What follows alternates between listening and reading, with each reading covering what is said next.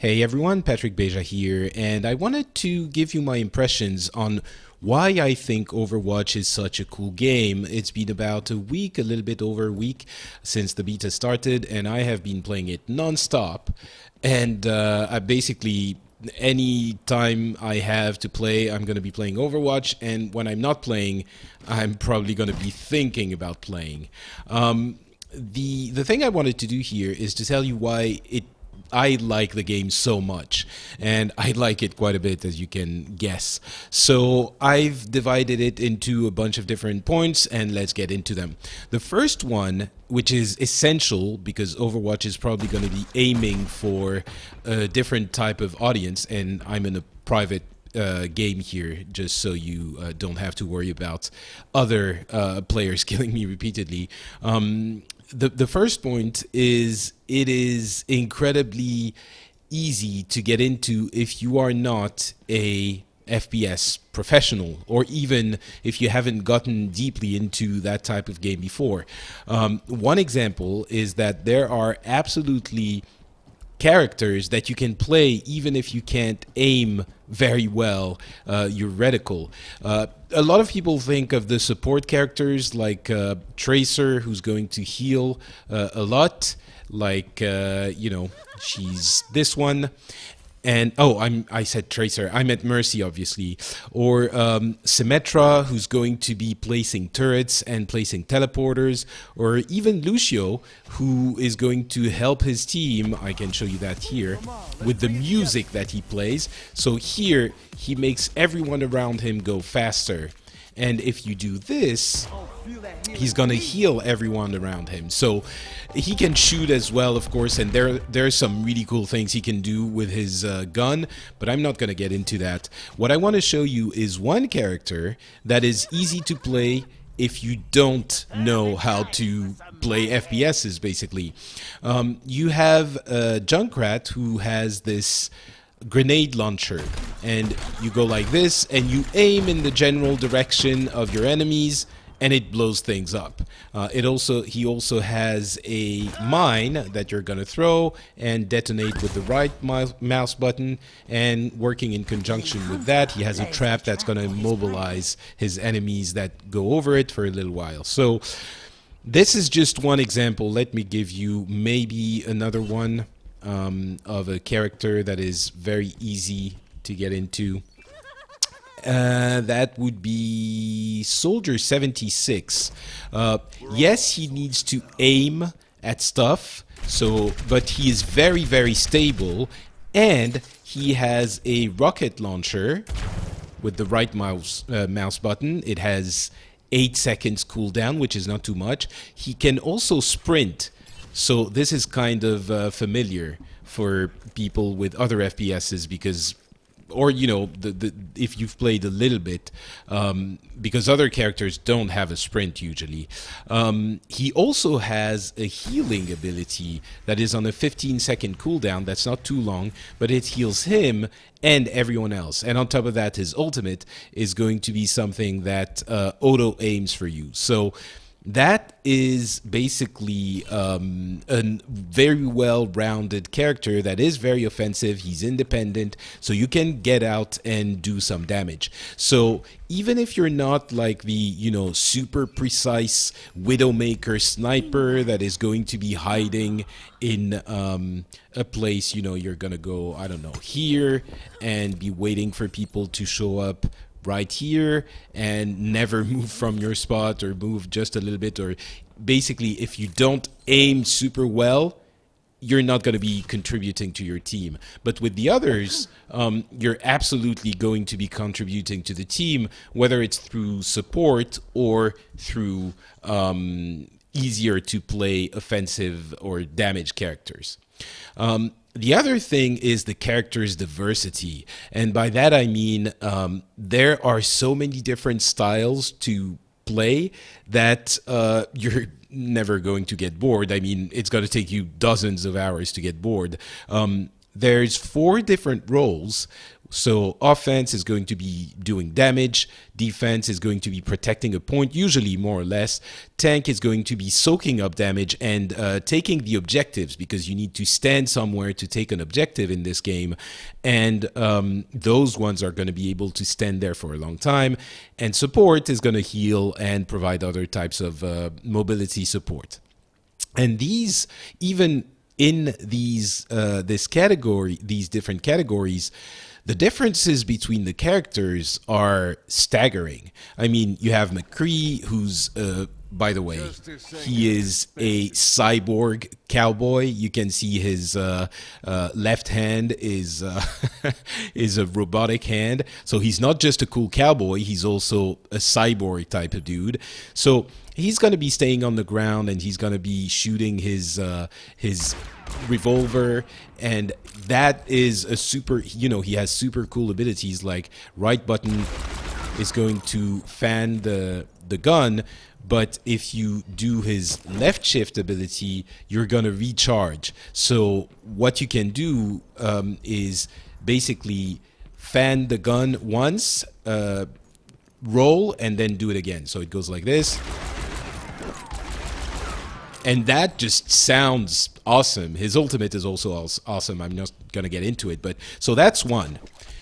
Another one would be Farah, which is a kind of mech type of character that is going to literally be flying around. So you have the space, which jumps for every character, but she has a controlled hover. And she also has this rocket boost, which will allow her to be very vertical, which not every character can do. And she has a rocket launcher, which is, again, a little bit easier to use than something like a precise sniper type gun. And she also has this other ability like this that is going to displace enemies that get hit by it. So the character diversity is really prevalent, and they all feel super cool. Let me show you just another one here. Let's go with Tracer. She's very iconic. Actually, you probably have seen Tracer, but I'm going to show you Reinhardt, who is a giant tank. And just to show you the scale here, let me do his emote. So he's really over the top, and he's slow. He walks very slowly. He has this shield, which is going to help him protect his team and himself, to make sure that he's either protecting a point or taking it. But he doesn't have to be played completely static. He has, first of all, he has this fire axe, which is going to throw a projectile that is going to go through the shields like his shield. He also has a dash ability called the charge, which is going to wreck everything in its path. And that allows him to be very mobile. And he just feels awesome and fun and different to play. And all of them feel like that. So even within the different tanks, they all feel very different. Winston, for example, the giant ape, has this close-range Tesla gun. He also has a protective barrier that has a relatively low cooldown of 13 seconds, I believe. And he has this jump that damages the things that he lands on. And that, makes him also very different to play as a tank than his Reinhardt counterpart.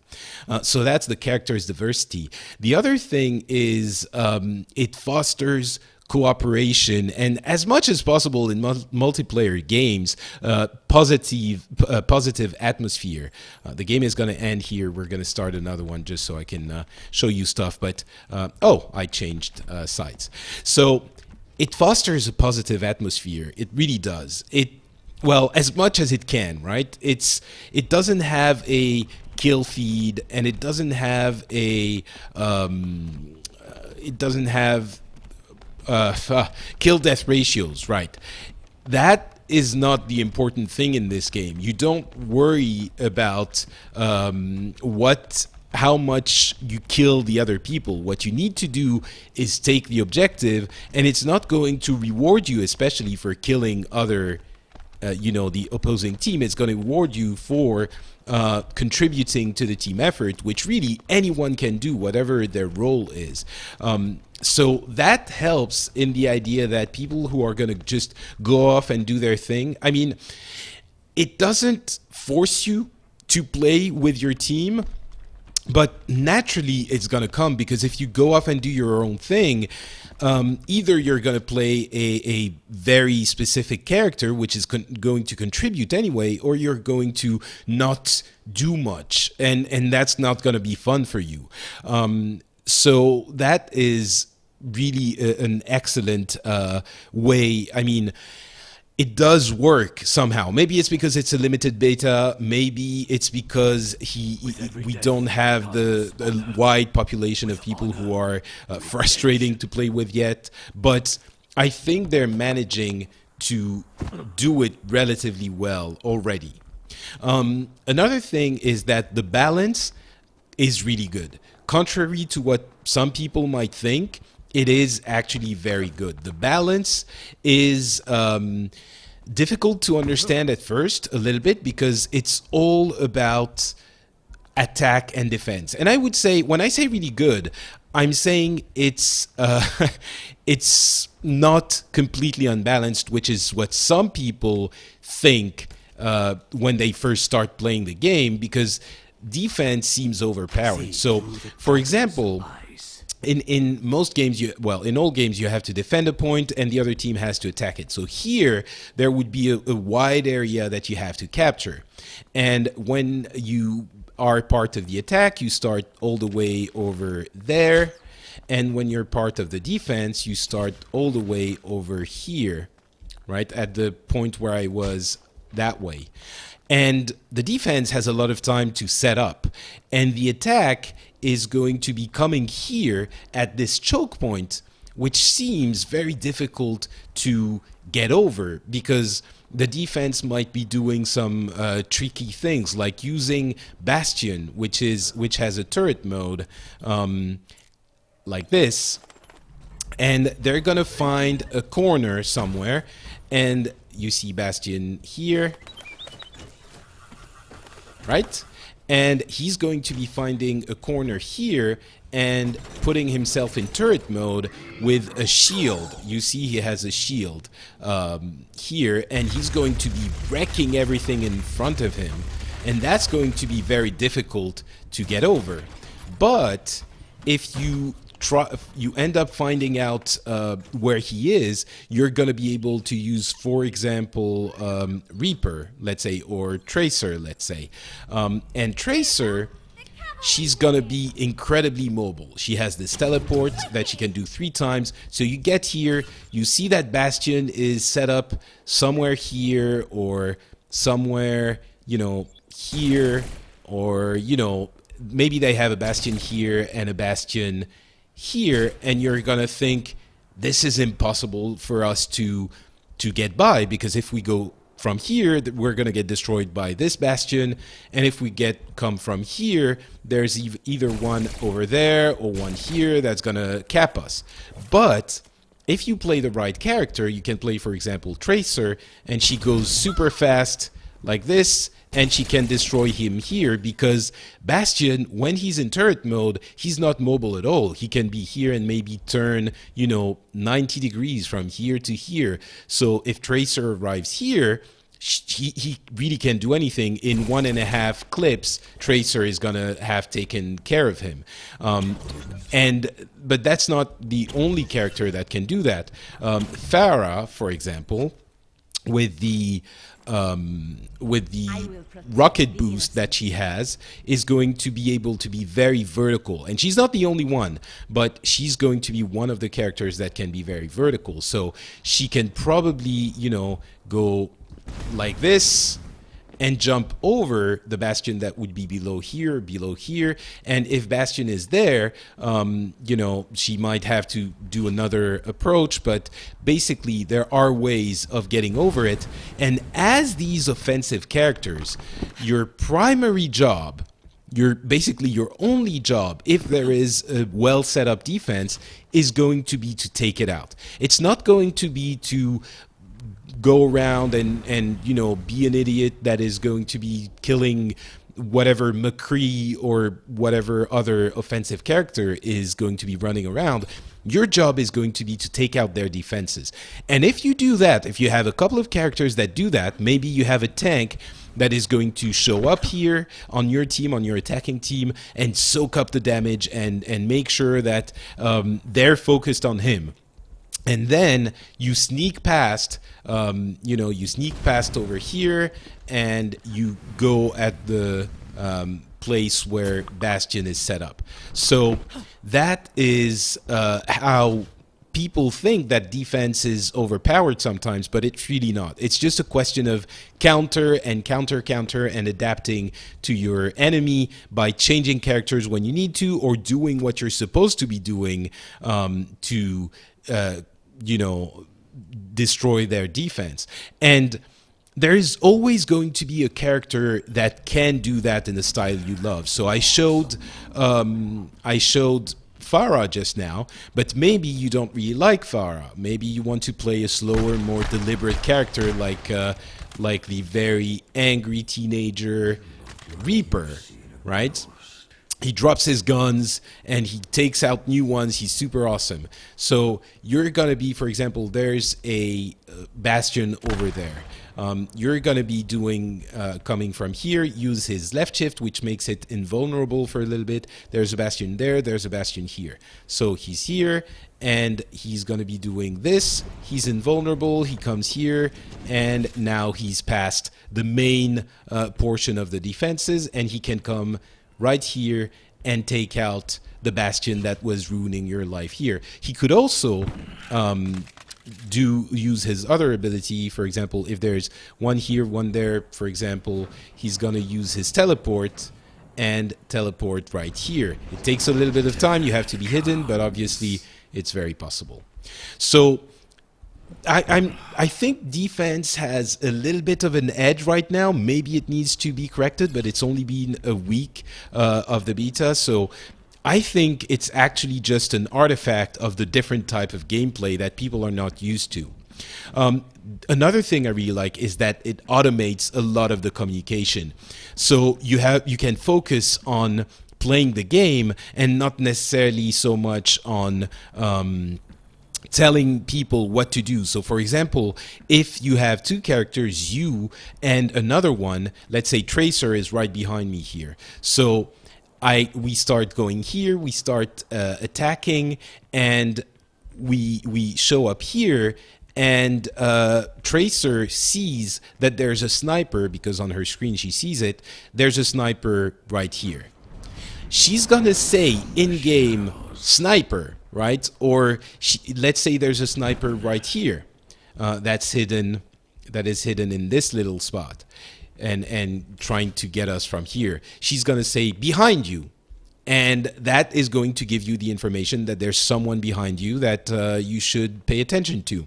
Same thing with very important elements like teleporters and stuff like that. So that makes it very easy for you to communicate about everything without having to stop and tell stuff. You can, of course, say group up. You can say I need healing and stuff like that. But for many of the key elements of the games, they're completely automated. Same thing with the emotes or the sounds that come out for the ultimates.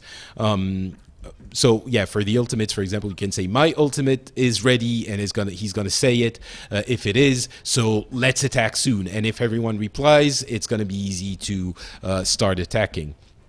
And if someone else does an ultimate, the different sounds they make is going to indicate whether it's a friendly or not, an opponent's ultimate.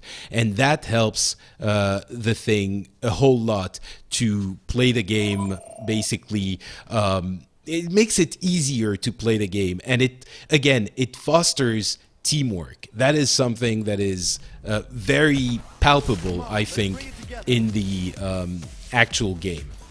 And there are a couple of more things I want to go over, which is basically the engine is super good. It is fast. It is responsive. It feels good. Everything feels very meaty. It feels like it should. The attacks, the abilities, the sound, for example, on Lucio is just perfect. The sound work. So when I switch to this healing song, you hear it's a little bit more of a soothing sound. And if I switch to the speed song, it is faster. And I can amplify the effect of the song with my E ability. So if I do that while I'm on the speed song, it's going to make some more sound like this. Oh, this is my jam. Yeah, it is my jam. So just the graphics, the sound, everything works perfectly. Not only is the engine technically perfect, I know that there are some people that there are some elements where you can clip through the world. Very rare. They've been correcting them. I've never experienced it. I've just heard about it. And same for sometimes the server side thing is not going to be the same as what happens on the client side, so you're going to die when you didn't think that you were going to die. But that always happens with games like this, and mostly, I mean, I never experienced this as a non-super mega pro, and I think everyone agrees that the engine is fantastic. And finally, look at this style. The style is so cool. I thought, Lucio was a character when they first introduced him. I thought he looked dumb. Honestly, he feels awesome. And, he is completely integrated in that world, actually. It's perfect the way they've made every character have his very specific not mood, but style, and looks badass for what they are. I mean, if you look at Hanzo, I've played him a little bit earlier, but let's play Roadhog.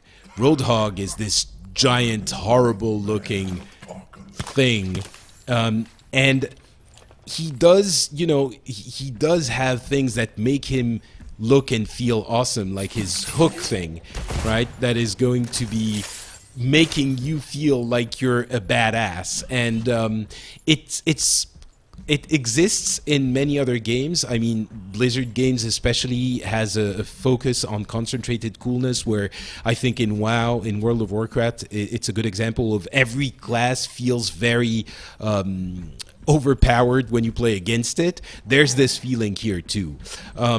Look at this Zenyatta, for example, which is a robot Zen monk of some kind. He's going to be very, different in his style. When you do his emote, for example, he just feels, I don't know, cool. He feels awesome. He's going to be able to attack on top of his other abilities. He has a small and heavy attack, and he can support his friends and debuff his opponents. And look at the world. I mean, here there's only one arcade machine. There are many different ones, but the poster here, for example, I'm not sure what character that is, but there are some that appear everywhere. There's little things, little portions of the world that are going to make you go, oh, that's the thing that was there. And it just looks really gorgeous in that comic-y style. That really plays into the enjoyment of the game. So anyway, we're reaching 25 minutes. I think that's enough talk. I really love the game. I hope that gives you an explanation of why I enjoy the game so much, what I like about it, why it's enjoyable for me as a FPS noob, and I'm sure there are some people or some reasons to dislike it, but for me it absolutely works. And I think If it comes out on consoles, it's awesome on PC. I think it might be perfect for a console game as well. I'll be playing on PC, but I'm just thinking for other people. And I can't wait to see what they're going to be doing to expand the game even beyond what they already have in this beta, in this just 1 week old beta. Just one last disclaimer. I used to be a Blizzard employee until a little bit over a year ago. I've been a Blizzard fan for a long time, but if you think that makes me biased, well, I guess it does, but I still try to be objective on my evaluation of the game. But take it for what you will. That's it for me. That's it for this video. Don't hesitate to come and ask questions on Twitter, for example. I'm not Patrick there, and I will see you in the next one. Bye. I dreamt I was a butterfly.